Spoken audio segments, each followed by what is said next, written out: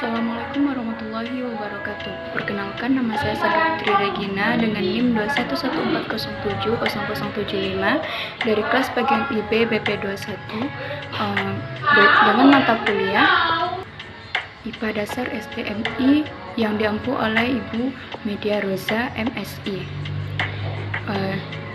Baiklah, kami dari kelompok 13 akan menjelaskan tentang tugas laporan kajian IPA atau Ethnosains pada Rumah Gadang di Minangkabau. Sumatera Barat adalah nama wilayah tata pemerintahan yang secara kultural dikenal sebagai Minangkabau dan Ranah Minang. Rumah Gadang adalah rumah pusako yang memiliki ciri khas sebagai rumah adat masyarakat suku bangsa Minangkabau yang memakai gonjong seperti tanduk kerbau, yaitu menurut Murjoko 2003. Rumah Gadang adalah rumah adat Minangkabau yang mana desain rumah gadang dibuat oleh nenek moyang Minangkabau dengan menggunakan ilmu adat pada masa itu. Penggalian kearifan lokal rumah gadang memang telah beberapa kali dilakukan oleh para peneliti terdahulu, misalnya oleh Rozi 2017 dan oleh Octaviana 2019. Hasil temuan dari kedua peneliti tersebut sama-sama menyebutkan keunikan desain rumah gadang yang sanggup beradaptasi dengan kondisi alam Minangkabau. Dengan pola adaptasi yang sangat unik tersebut, peneliti berkesimpulan bahwa terdapat ilmu sains ilmiah yang tersembunyi pada bangunan rumah gadang, yakni menurut Nurul Anissa 2021. Selanjutnya kita akan masuk kepada pembahasan temuan, yakni ada beberapa bagian, yakni bagian rumah gadang, penjelasan dari bagian-bagian rumah gadang tersebut, dan kajian fisika dari bagian tersebut. Bagian tangga rumah. Saat memasuki rumah gadang, maka bagian yang pertama kali kita injak adalah tangga rumah. Tangga dibuat dengan ukuran yang telah disesuaikan dan dengan sudut yang telah ditentukan. Sudut yang dibentuk antara tanah dan anak tangga pada umumnya lebih besar dari 45 derajat. Hal ini memiliki tujuan untuk memperpendek jarak tempuh dalam menaiki rumah. Kajian fisika dari tangga rumah ini adalah rancangan bangun tangga rumah gadang ini melibatkan unsur matematisnya. Prinsip ini sesuai dengan teorema Pythagoras untuk segitiga siku-siku pada ilmu matematika. Yang kedua, bagian pondasi. Saat melihat ke bagian bawah rumah, maka satu hal yang terlihat unik yaitu bagian pondasi rumah. Pondasi ini lebih dikenal dengan sebutan batu sandi. Berbeda dengan kebanyakan bangunan modern maupun tradisional lain yang memiliki pondasi yang tertancap kuat jauh ke bawah tanah. Pada rumah gadang, batu sandi ini hanya ditanamkan sebagian atau bahkan kadang hanya ditenggerkan di atas permukaan tanah.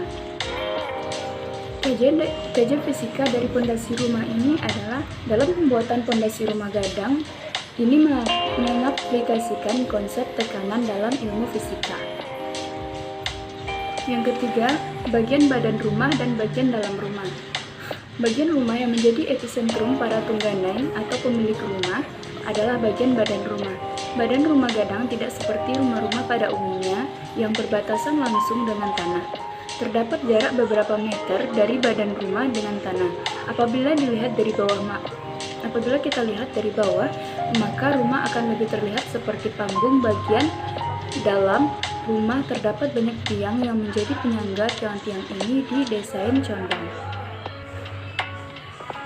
Kajian fisika dari badan rumah dan bagian dalam rumah ini adalah rumah gadang dibuat menyerupai panggung dan banyaknya terdapat tiang penyangga agar tahan dari gempa. Ini menerapkan konsep seismologi yang merupakan bagian dari ilmu geofisika dalam fisika.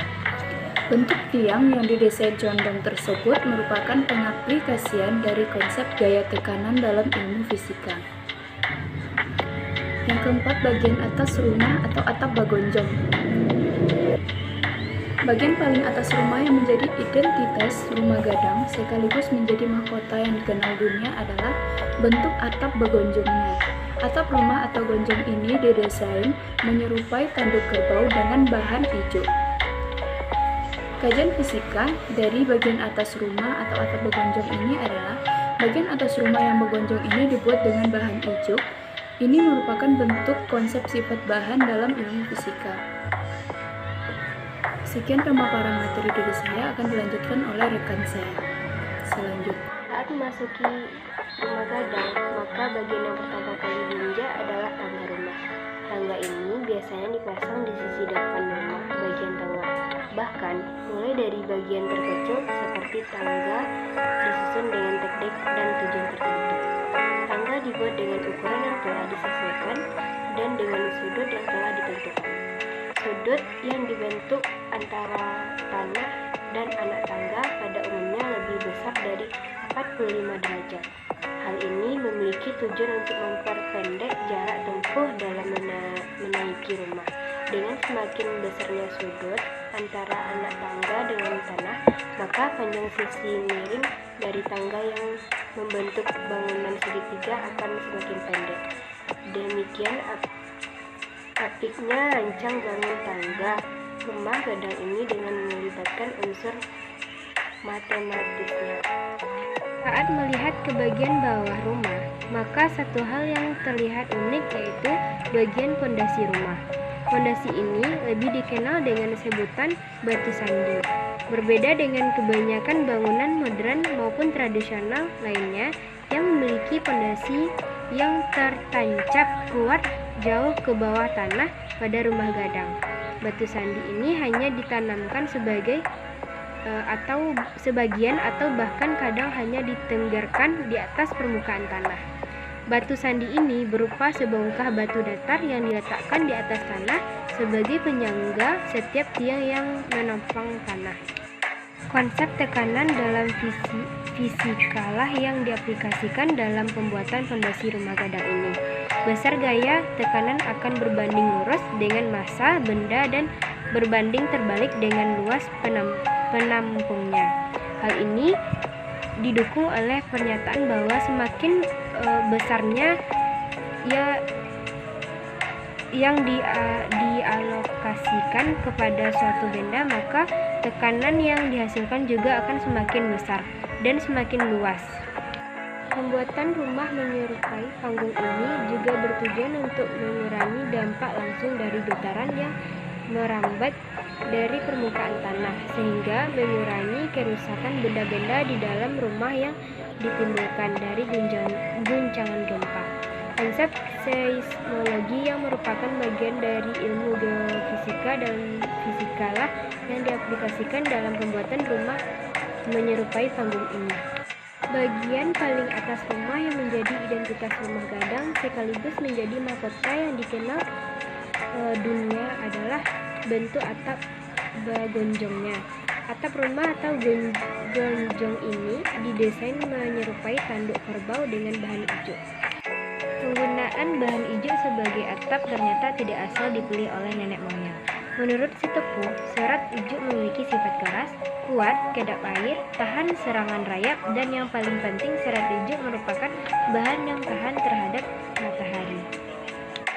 Pembuatan atap dari serat ijo ini merupakan pengaplikasian konsep sifat bahan dalam fisika.